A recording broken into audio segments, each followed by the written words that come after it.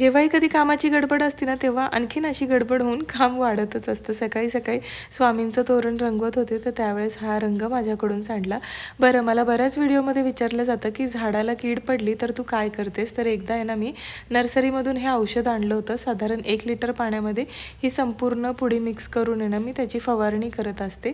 हे जे तुम्हाला झाड दिसते ना आता, त्यावर आहे ना सगळ्यात पहिल्यांदा कीड पडली होती, तर त्यामुळे मी हे नर्सरीतनं आणलं होतं.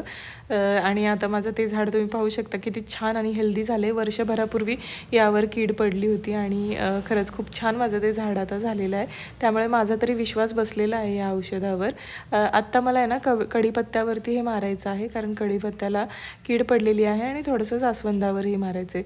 पहा, जर तुम्हाला हवं असेल ना तर स्क्रीनशॉट काढून घ्या आणि तुमच्या आसपासच्या नर्सरीमध्ये मिळते का तर ते नक्की तुम्ही पाहू शकता. आता सकाळी माझ्याकडून रंग सांडला होता आणि दुपार होता होता ही आत्ताच बनवलेली जी टोमॅटो केचपची बॉटल होती ना, तीही फुटली माझ्याकडून.